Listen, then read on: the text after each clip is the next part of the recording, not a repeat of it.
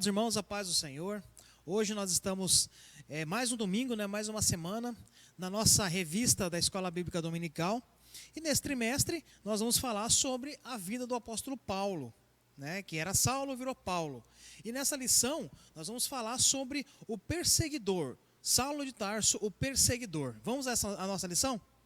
Bom, no texto áureo dessa lição, lá em Atos 9:1, e Saulo, respirando ainda ameaças e morte contra os discípulos do Senhor, dirigiu-se ao sumo sacerdote. Na verdade prática fala o seguinte: a igreja é uma instituição divina que perdurará na terra até o arrebatamento, pois do contrário já teria acabado ao longo da história. A nossa leitura bíblica em classe, que você pode acompanhar na sua revista e também na sua Bíblia, encontra-se no livro de Atos, nos capítulos 8, nos versículos de 1 a 3, capítulo 22, de 4 a 5, e no 26, de 9 a 11. A gente vai discorrer um pouco sobre essas passagens. O nosso objetivo geral fala o seguinte: conscientizar a respeito do problema da perseguição aos cristãos no mundo. E os objetivos específicos são os seguintes: elencar as características persecutórias de Saulo, expor a respeito da perseguição contra a igreja em Atos e esclarecer a respeito de um sistema contra a igreja. Irmãos, a perseguição religiosa, ela existiu sim, lá no livro de Atos, foi algo muito forte. Os primeiros cristãos sofreram uma perseguição implacável, começando por Saulo e indo através também do Império Romano durante o primeiro século. Aconteceram muitos atos criminosos, coisas catastróficas para o povo do Senhor, para a primeira igreja, o início da igreja. E aqui você vai ver na sua tela um mapa que trata sobre a perseguição religiosa no mundo atual.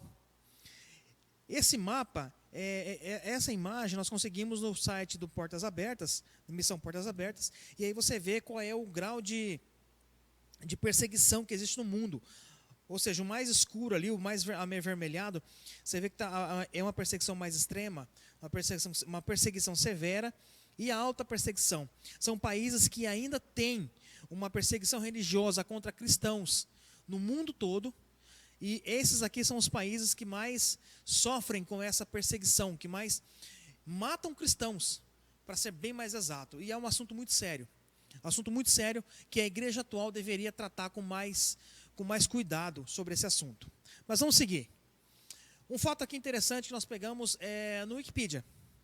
Nos últimos séculos, os cristãos foram perseguidos por outros grupos religiosos, incluindo muçulmanos e hindus, e por todos os estados ateus antirreligiosos comunistas, como a União Soviética e a China. Perseguições aos cristãos vêm ocorrendo hoje em dezenas de países. Você pode ver aí, Arábia Saudita, Afeganistão, Uzbequistão, Maldivas, Sudão, Nigéria, Líbia, incluindo aqui no continente americano também a Cuba, sem falar do país mais fechado do mundo, que é a Coreia do Norte. Essa imagem que você está vendo aí na sua tela agora é de uma menina cristã.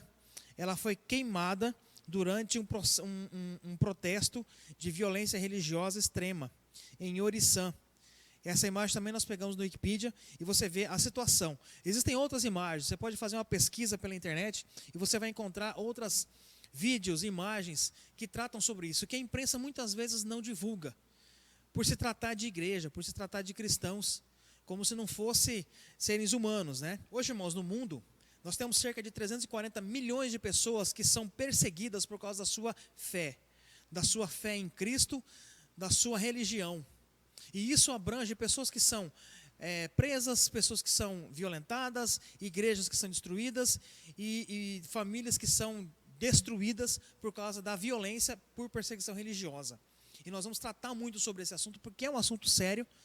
E Saulo, no início, ele fazia exatamente a mesma coisa, talvez até pior. Na nossa introdução da revista fala o seguinte: a história da expansão da igreja no livro de Atos mostra um fariseu zeloso, Saulo de Tarso. Este tinha prestígio religioso e cultural entre os judeus. E isso ele ganhou carta branca das autoridades religiosas para perseguir os seguidores de Jesus e assim tornar-se um implacável perseguidor da igreja de Cristo no primeiro século. É o que estudaremos nessa lição. Irmãos, se você assistiu a lição anterior, você vai entender o que aconteceu. Saulo nasceu numa tradição judaica. Saulo era judeu. Saulo era judeu. Saulo era uma pessoa que tinha muito conhecimento do Antigo Testamento, da Torá. Ele foi criado aos pés de Gamaliel. Então, ou seja, ele tinha muito conhecimento da fé judaica. Ele era um judeu assíduo, ele era um judeu praticante, fervoroso. Então, essa nova doutrina que surgia agora, para eles, naquele momento, para os sacerdotes e para as autoridades religiosas do momento, era uma ameaça. E Paulo viu que isso também era uma ameaça. E pela sua influência religiosa, por ser um fariseu, e também por ser uma pessoa, um cidadão romano, ele deu autoridade, ele tinha autoridade para fazer exatamente aquilo que ele quis fazer diante das autoridades religiosas da época. No nosso tópico primeiro, ele fala sobre o perseguidor implacável. O primeiro ponto fala assim: Saulo se descreve como blasfemo, perseguidor e opressor. Ele vai dizer isso lá em 1 Timóteo 1,13. Como um fariseu fanático, Saulo tinha a convicção de que seu papel era destruir a fé cristã, matando e prendendo os seguidores de Jesus. Sua postura arrogante o fazia ser truculento, usando grande violência contra pessoas simples, homens e mulheres, sem qualquer compaixão. Não interessa quem fosse. Se fosse um cristão, seguidor de Jesus, ele não tratava com piedade. Ele era truculento, violento e maltratava mesmo essas pessoas. Ele acreditava piamente que, com esse comportamento, estava agradando a Deus. Apoiado pela casta sacerdotal que odiava o nome de Jesus, Saulo usava dos meios legais para atacar os cristãos. Por causa de sua truculência, os seguidores de Jesus tiveram que fugir para outras cidades. A partir da perseguição de Saulo, dos assassinatos de Saulo, das prisões que Saulo cometia e autorizava, e muitas vezes ele mesmo determinava essas prisões, a partir desse momento a igreja começou a ser distribuída, ela começou a se espalhar pelo mundo. O segundo tópico vai falar das ameaças de Saulo. A expressão respirando ameaças e mortes, nós encontramos em Atos 9:1, descreve Saulo, de maneira figurada, como uma fera selvagem que ameaça sua presa. No texto de Atos 9:21, o perseguidor era visto como exterminador, pois conduzia os cristãos a prisões, além de permitir que fossem açoitados. E ele não poupava ninguém que segue a doutrina de Cristo. Não existia para ele gênero, não existia para ele cor, raça, idade, não interessa. Ele perseguia, mandava matar, aprisionar, por simplesmente confessar a sua fé em Jesus, por ser um seguidor de Cristo. Então, para ele estava cegamente envolvido naquilo, determinado que os cristãos que existissem na terra, ele deveria destruí-los, prendê-los, açoitá-los, maltratá-los, escravizar eles, pensando que estaria agradando a Deus. Ou seja, o extremo, irmãos, de uma religião, o extremo do fanatismo religioso, leva a pessoa a agir de forma como Saulo agia. De forma extrema, de forma violenta, de forma intolerante à opinião, à religião de outra pessoa, né, à forma de viver de outra pessoa. Isso já existia. O terceiro tópico vai falar sobre a perseguição dos cristãos. Por que Saulo perseguia os cristãos? Bom, os motivos que levaram a Saulo a se tornar um perseguidor inclemente contra os seguidores de Cristo eram o zelo destrutivo pela Torá e o suposto fato religioso de que Jesus talvez fosse um blasfemo. Irmãos, olha só, vamos compreender bem. Para Saulo, o anúncio de que um crucificado pudesse ser o Messias prometido pelos profetas no Antigo Testamento era um escândalo. Até porque quem fosse suspenso na cruz naquele período, de acordo com a lei, estava sob maldição divina. Isso está lá em Deuteronômio 21, 23. Por isso, o nosso Senhor não passava de um blasfemo para Saulo. Mais tarde, por ocasião da sua conversão, ele descobre que Cristo assumiu a maldição da lei e, por isso, nos livrou dessa maldição. Irmãos, é algo interessante aqui você perceber, porque a pessoa, quando ela está muito cega, ela não enxerga a verdade, ela não vai saber. Então, o que ela leu é aquilo ali e nada mais importa. Só que no momento em que Jesus começa a entrar na vida dela, ela começa a perceber que o amor de Deus se fez com que Jesus viesse e fosse maldito por nossa causa. Então toda a maldição que estava no mundo, Jesus carregou sobre si e por causa disso ele foi morto com morte de cruz, ele foi crucificado. Mas Saulo só entendeu isso depois da sua conversão. Na verdade, nós só vamos entender o motivo da morte de Jesus depois da nossa conversão. Quando nós reconhecemos a pessoa miserável, pecadora e destrutiva que nós somos. Então, na verdade, cada um de nós hoje também temos um pouquinho de Saulo.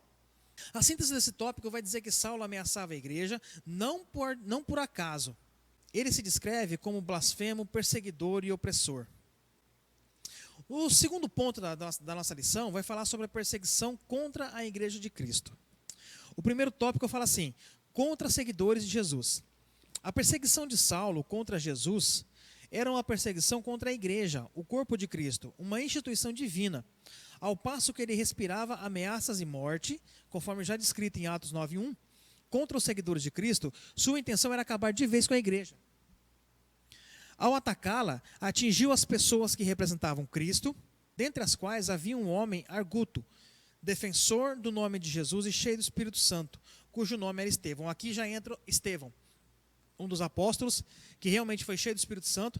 E Estevão, aqui no tópico 2, ele vai falar que Estevão era foi o seu primeiro mártir, mas ele era uma pessoa muito conhecedora da história do judaísmo, do povo judeu, e ele tinha um conhecimento da fé judaica muito grande. Só que ele foi um judeu convertido ao Jesus, convertido ao cristianismo. E por isso ele se torna uma pessoa tão importante nos primeiros apóstolos, por causa desses atos, do conhecimento dele. Ele percebe e consegue interpretar que a fé judaica se revela em Jesus e Jesus é o seu Messias. E isso agrava ainda mais a situação de Saulo para perseguir os cristãos, e principalmente a Estevão. Por quê? Porque Estevão era um judeu, mas convertido ao cristianismo. Para Saulo isso não tinha perdão. Então Saulo, o que ele faz? Quando apontava para Jesus como clímax da revelação redentora para o mundo, Estevão fazia isso com autoridade.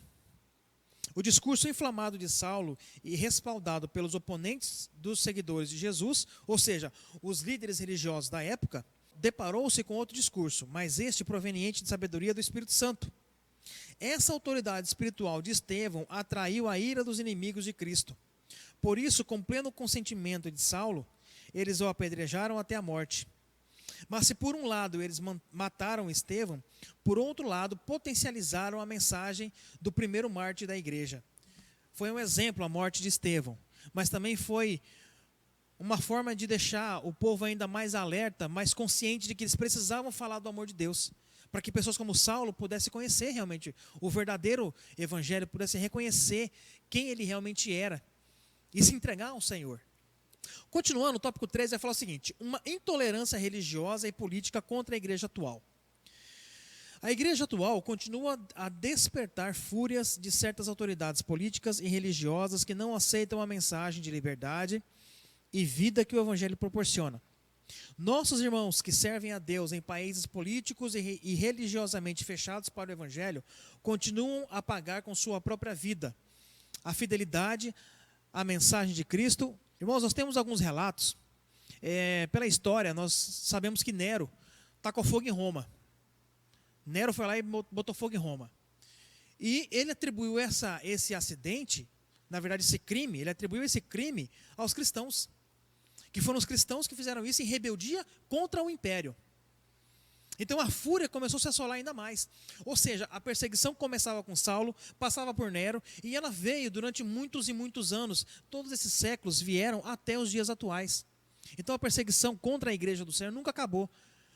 E a igreja também nunca vai acabar. Por quê? Porque a igreja é do Senhor, ela não é do homem, não é uma instituição criada por homens. Ela foi criada pelo próprio Senhor. Foi Jesus que instituiu a igreja na terra, através dos primeiros cristãos, dos seus primeiros seguidores.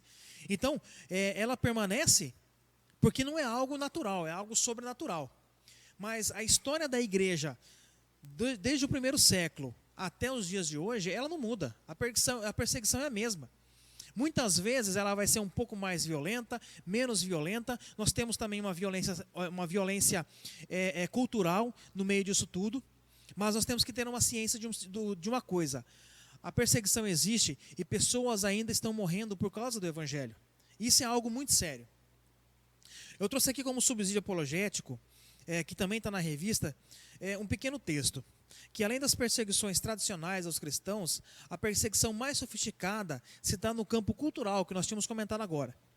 Como, por exemplo, quando tentam reduzir a vivência da fé à vida privada dos cristãos, trata-se de uma perseguição cultural e ideológica.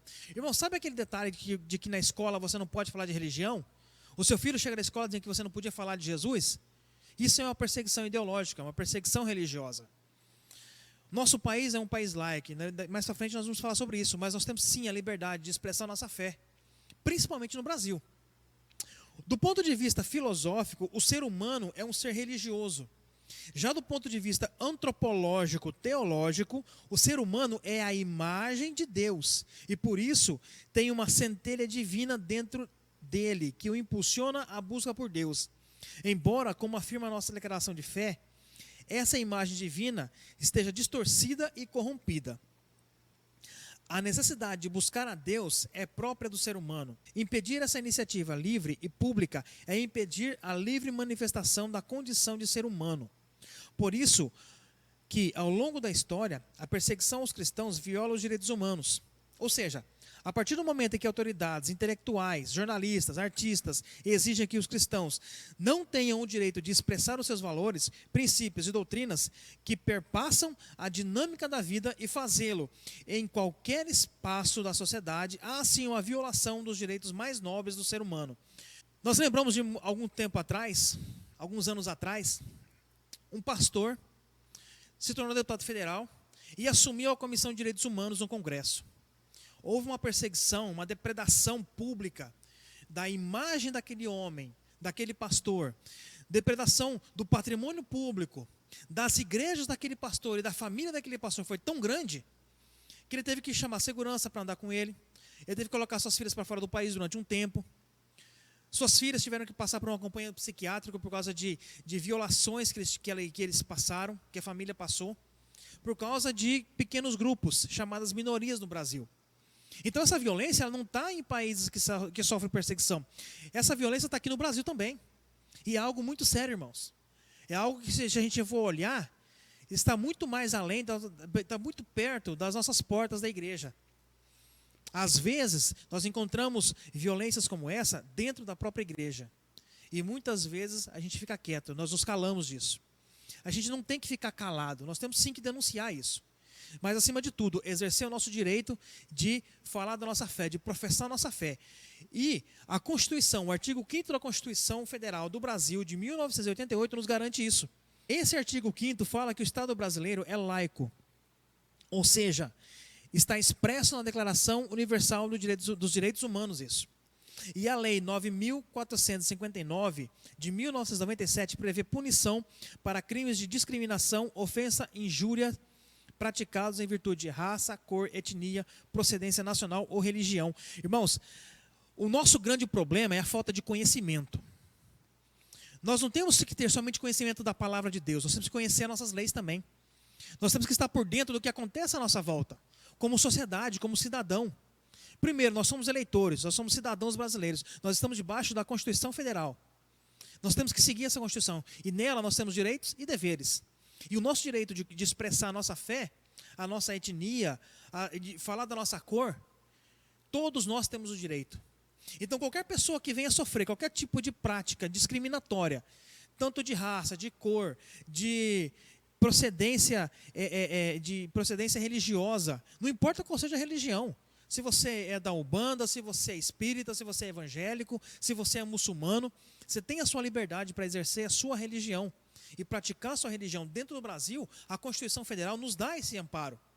Porém, não existe a perseguição em outras religiões como a perseguição dentro da fé cristã. Quando você fala o nome de Jesus, existe sim um preconceito muito grande. Existe uma barreira muito grande dentro de escolas, de universidades, dentro de órgãos públicos, tanto federais, estaduais, municipais. E o comunismo está aí provando isso. Nós sabemos como foi o nosso país nos últimos anos, quando o comunismo começou a entrar de forma mais clara no nosso país. E nós percebemos que estávamos sendo perseguidos de uma forma silenciosa. Estavam sendo quebrados valores, e a própria igreja foi deixando isso acontecer. Não a igreja de Cristo, mas as instituições religiosas foram deixando isso acontecer. E muitos modos e costumes começaram a entrar dentro da igreja. Isso é muito sério. Nós temos que tomar muito cuidado com isso. Você vai ver um gráfico agora aí.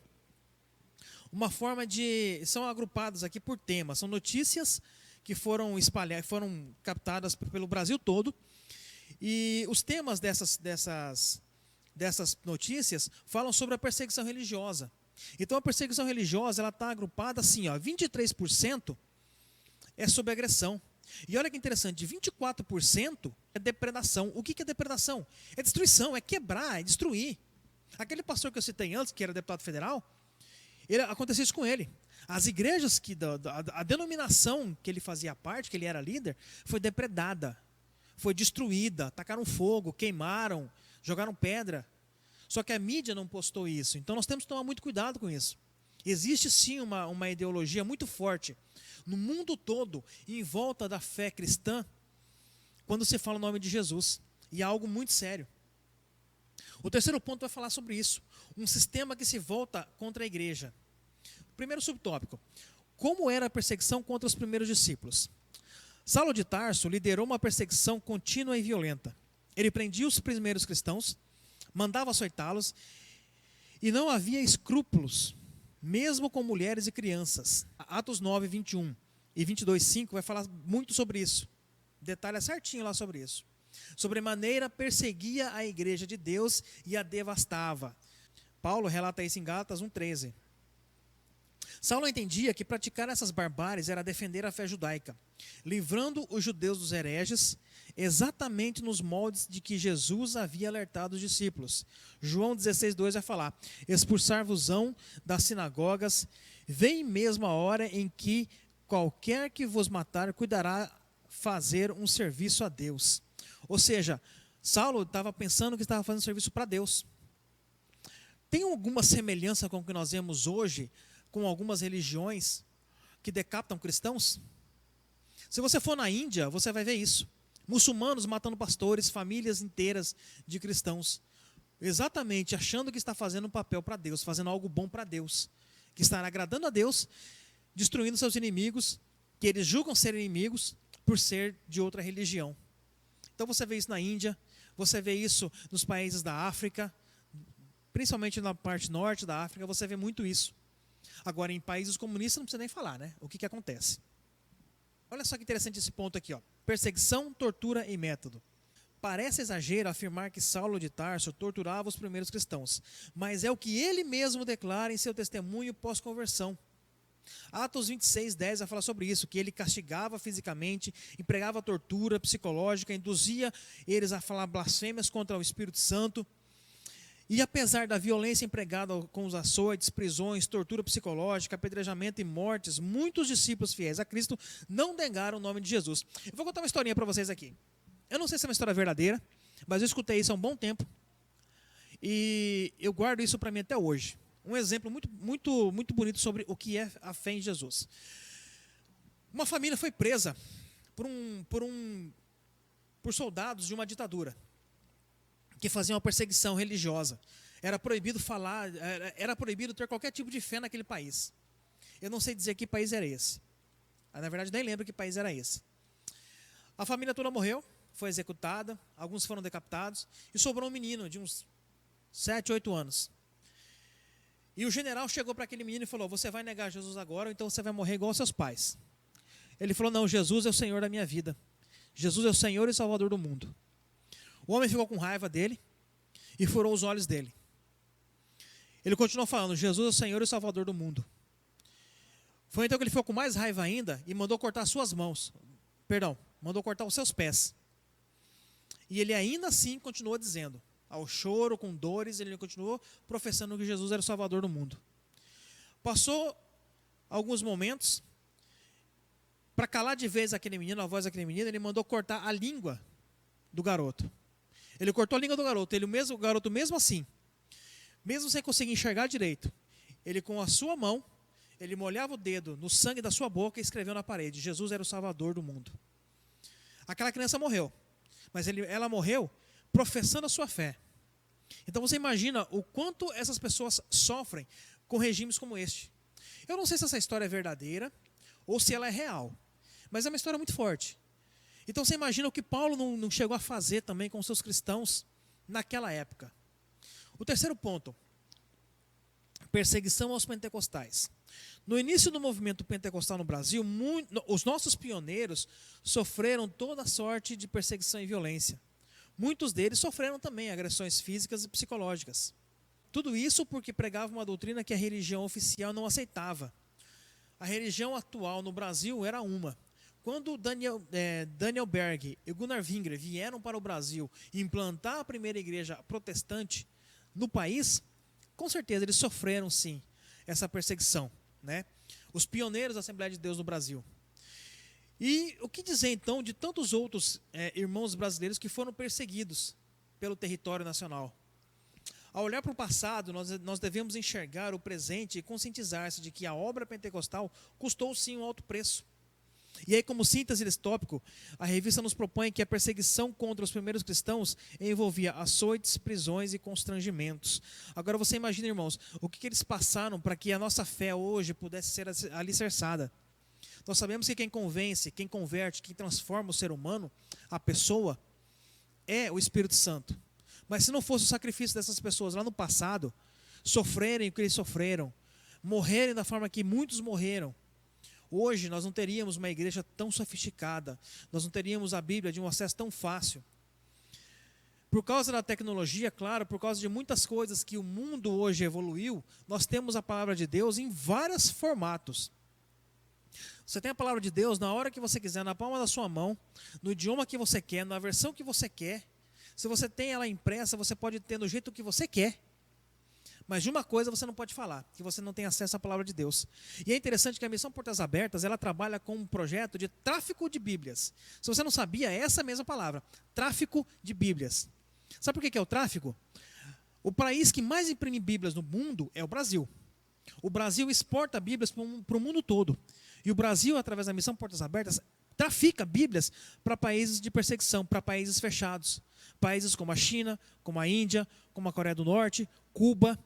Esses países que proíbem a palavra de Deus, na sua essência, ela entra de forma ilegal. E quem é pego com uma Bíblia num país como este, se ele não for preso, perseguido, açoitado, sofrer diversas barbáries, ele pode até morrer. Nós sabemos que tem várias igrejas no mundo que são perseguidas e destruídas. Recentemente, nós tivemos uma igreja em Angola que foi perseguida pelo próprio governo. Um grupo de rebeldes da igreja resolveu voltar e tomar a igreja e o governo apoiou aquilo. O Itamaraty teve que ir lá e buscar esses pastores para trazer de volta para o Brasil. Uma igreja do Brasil que foi lá e fez isso. Estava lá, salvando almas, cuidando de pessoas, fazendo um trabalho social incrível. Tiveram que voltar. O Itamaraty teve que ir lá buscar eles, porque senão eles iam morrer lá, por causa dessa rebeldia. E o governo apoiando isso. Interessante, irmãos, que na China a palavra de Deus era totalmente destruída. Ela é totalmente invertida. Ela não é nem destruída, ela é invertida. A Bíblia Sagrada lá, ela é adequada ao regime do Partido Comunista, do governo comunista da China. Então você imagina o que essas pessoas sofrem para manter a essência do Evangelho lá. É só o Espírito Santo, irmãos, para sustentar. Então nós, como cristãos livres no Brasil, num país livre, nos países do Ocidente também, nós temos que agradecer a Deus e ter certeza de que nós temos que ajudar essas pessoas que estão lá, sofrendo perseguição para levar o Evangelho aonde nós não temos coragem, mas eles têm coragem de fazer.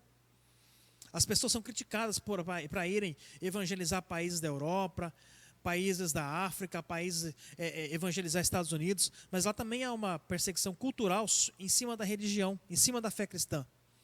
Ao invés de nós criticarmos essas pessoas, nós temos que olhar para elas e ter compaixão delas. Então, como conclusão dessa revista, que é um assunto muito sério, muito forte, a revista traz o seguinte: se a igreja fosse uma mera organização humana, já teria acabado. Mas é uma instituição divina, edificada pelo próprio Cristo, e por isso a igreja subsiste ao longo dos séculos e continuará a subsistir até a vinda gloriosa de Jesus. Irmãos, o que nós temos que entender é o seguinte: nós temos que compreender que o Brasil, ele sofre sim uma perseguição religiosa. Nós temos um livre acesso para falar da nossa fé dentro da igreja, dentro do templo. Porque até então, nesse período, nós temos um problema sério, né? Existem alguns estados no país aí que estão proibindo o culto religioso. As igrejas tiveram que fazer uma adequação violenta, investir muito dinheiro para continuar mantendo a comunhão entre os irmãos, mesmo que de forma virtual. E alguns países matam pessoas por dizerem que servem a Jesus. Nós temos que sim nos posicionar em relação a isso e tomar muito cuidado para que esses nossos princípios, para que as nossas liberdades sejam mantidas e nós possamos sim exercer o nosso direito de liberdade religiosa, indiferente de qual seja a nossa fé. Se o nosso país é um país laico, nós temos sim o direito a professar qualquer fé. Se a pessoa crê numa imagem de escultura, ela tem o direito de exercer essa fé. Quem vai libertar ela da idolatria é Jesus, é o Espírito Santo, através de nós. Mas nós temos sim que nos posicionar e ter certeza de que pessoas estão morrendo, e muitas morreram, para que hoje a palavra de Deus chegasse até nós.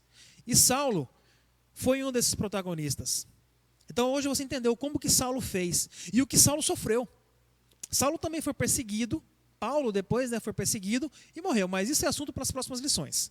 Eu te convido a assistir as próximas aulas, nas próximas semanas, para você conhecer um pouco mais sobre o ministério e a vida do apóstolo Paulo.